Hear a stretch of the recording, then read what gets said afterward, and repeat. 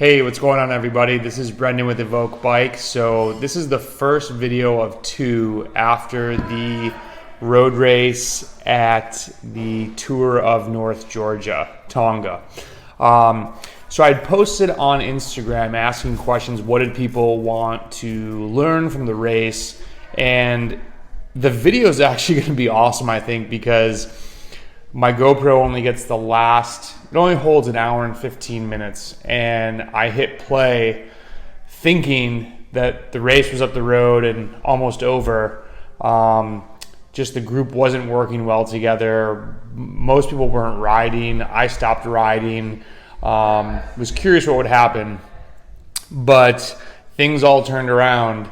And so that video is mostly going to be the metrics, the pacing strategy when all the attacks went down, the race winning metrics, talking about the course profile. So this video, though, a lot of people ask me about tapering, nutrition, food, obviously, and then the strategy. So I figured I'd break them into two videos. So my taper for the race, if it was a normal schedule and we were getting ready for nationals or bigger races, I probably would have done less of a taper and not necessarily trained through. Like, I would have done openers the day before and taken the day off the day before that. But then I probably would have done a workout the day before. Instead, I just rode endurance. When I saw the start list, there were a number of hitters there. I mean, Tanner Ward, Michael Hernandez, Raleigh Weaver, couple of those guys had teammates, Huntley Nash. There were a lot of really, really good bike racers. And, it's the first road race I'd done in a while. Who knows when other races are going to come up. So it was an important race for me. So that was the taper. Mental prep is also huge. The first day, the crit wasn't anything that I expected to have a great result from. I couldn't get away. I'm not going to win a sprint. It was a good leg opener. The next day, I just raced poorly, wasted too much energy early on. When we were bridging to the group that was left of probably 10 guys, started cramping. It was super hot, simply because I had done too much work before. So I came in 11th. It was disappointing. You travel all the way to Georgia and you're looking to get a result with all these amazing riders there. I decided not to do the time trial because I couldn't win the overall, and I really wanted to try. I was going to win. I wanted to win something. So I was also, my legs from cramping, I was not in a good place. I was like, I'm going to go to the hotel and chill rather than going to try and go and do a time trial. So saving that extra match for later. And really, though, you've got to rally and convince yourself that you have a chance to win the next day. I usually leave the hotel room, and if I'm with a teammate, I say, hey, we're going to win today. If it's myself, I think it, I visualize it. It's really important because when things go crazy in the race, if you haven't already convinced yourself that you have a chance, you probably don't. And it's really important to believe in all of the training you've done up until then. Like, it's done. And when you race, give it your all, but you really got to believe in yourself. And there are so many athletes that are so strong, but they're not great bike racers. They just can't put the nail in the coffin because of this. And so you have to have your mind ready to go. Nutrition. So you've probably watched other videos that we've posted. Carbs are what fuel hard efforts. We've talked about if you have a hard interval session the next day, you want to lean your diet towards carbs. You don't need to be carbing up massively. But carbs are important, but you need to make sure that you're actually eating carbs. I've gone out to get pasta with racers before, and people would be ordering like cheese tortellini or they'd be getting like chicken Alfredo. And it's like, that is so much fat that is not gonna make your legs feel good. If you go out to get pasta, salad with like maybe vinaigrette dressing, but you're eating vegetables so that everything has something to like flush it through, right? You need to be going to the bathroom before the bike race the next morning. That's gonna help you get it all out.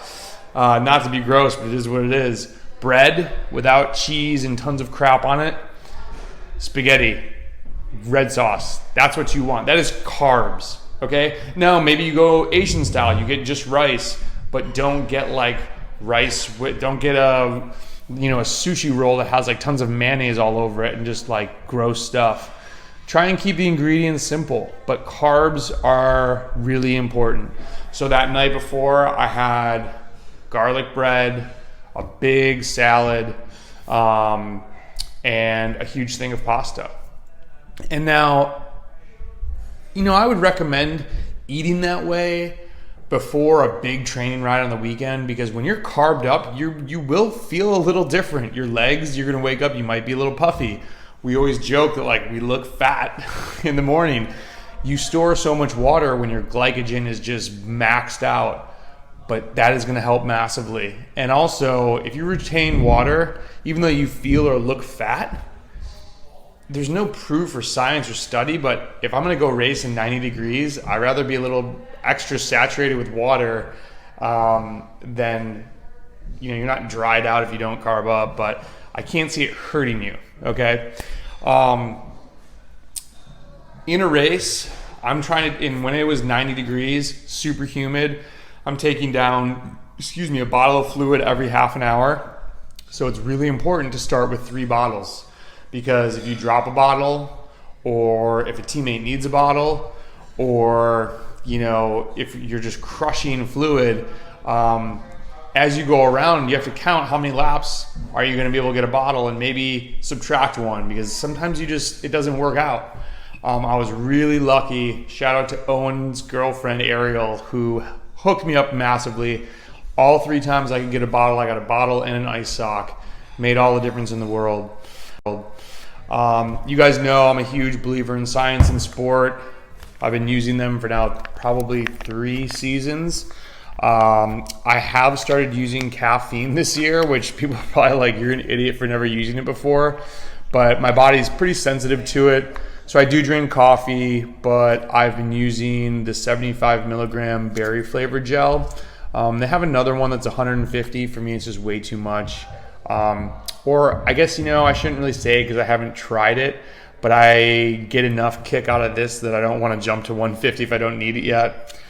Tropical, find the flavor that you like, but the Tutti Frutti, the pineapple, I like regular apple. I think every flavor is really good, except I'm not a huge fan of, there's a mint one. It's just not for me. So with this, you're getting, everyone knows 60 to 90 grams of carbs. I'm a big dude. There's studies out there that show you can absorb more carbs. The biggest thing is, can your body handle it? So I usually take on about 120 grams in an hour, which when you do the math, it's about 4 of these, that's 88 grams, and then 37 from 2 scoops of this. So that's, right around 120. There's electrolytes in this, which are important. So I start 3 bottles of this, and then I'll either have a bottle of just the Go Hydro tabs. I'm a big fan of eating gels. They just work for me. I don't do solids in a race. It's just, especially in that heat, it's really hard to take down. So the nutrition during the race is very basic, gels and Go. The morning of the race, I'm a big fan of like oatmeal, bagels. I don't eat a ton of fruit, but I'll eat a banana and maybe an apple, honey and maple syrup. And really looking around like 1,000 calories, 3 hours before the race. And then I'll use beta fuel before, like on the way to the race. So maybe an hour beforehand, I drink a bottle of fluid with that in it. I drink coffee, 2 poops to podium, and that pretty much covers the breakfast. So strategy pre-race, I did too much work the day before. So this race, I knew it was going to be a death march. It's just over 80 miles, about 6,000 feet of climbing, hitters in there. I'm thinking that I'm going to wait and I'm going to let things play out a little bit. And 4 guys go up the road right away. And Michael Hernandez was one, who's a great racer. I think he's been labeled as a crit racer because he was the U23 national champion, but the dude's strong, so you can't necessarily just pin him as a crit racer. Huntley Nash, I believe it was Huntley, not his teammate, and 2 other guys. I can't remember exactly who they were, but Sherman, I'm not sure if he was in the first break, because initially there's like 4 guys up the road, and then 40 miles in we start to catch them, and 2 people, Michael and one other guy, attack the group, and 2 guys bridged them, and that actually might have been when Huntley went. But anyways, 4 guys are up the road again, and with only 40 miles to go, I'm like, well, let's see if they get all together and how motivated this group is. Our group was probably 25 people after a little while, 20 to 22 guys. And people weren't really working that well together. So I stopped working. I tried to get away twice, and I would get away, I'd make some separation, but then I'd never gain time. So I'm like, you know what, that's just pointless. I need to wait. I need to be patient. And I need to remind myself, this was not the game plan. It was too early to try and bridge alone. And in those moves, I thought someone would maybe come with me, but they didn't. And I'll get into the metrics of the first 2 hours and 45 minutes. It was some hard efforts over the hills, just natural race surges. Nothing crazy, but I was just trying to stay cool, stay hydrated, and eat. And I knew later on when I made a move, I had to commit and make a move. You only have a few bullets. If you're going to shoot one, you better really shoot it.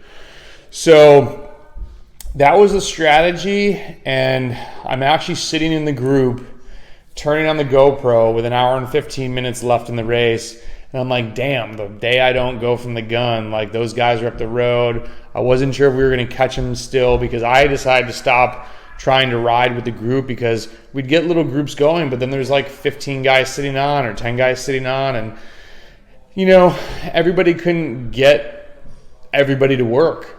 So for me to work and have someone jump over the top of us or bridge the group later just didn't make any sense. So I think that covers a lot of the pre-race stuff. If you have questions, shoot me an email, brendan@evoke.bike. And then the next video will be the power overlay, and I'll get into the conversation I had with Tanner Ward, and he asked me why I wasn't riding, and we'll get more into the details, because then things pop off, and Owen Schott started it all.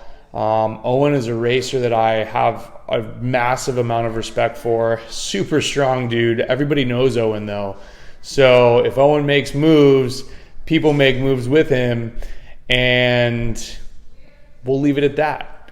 So hit me up if you have questions. Getting ready for the race is so important, and you really need to get the mind right, have the body right, the fuel right, and be thinking of how are you going to win this race. So the next video, how I thought I was going to win, was waiting, making a move when the group was tired, bridging to the break and having it be 5 or 6 guys, and then winning from that group at the end. We'll see what happens. Thanks for watching. Hit me up with questions. Talk to you soon. See ya.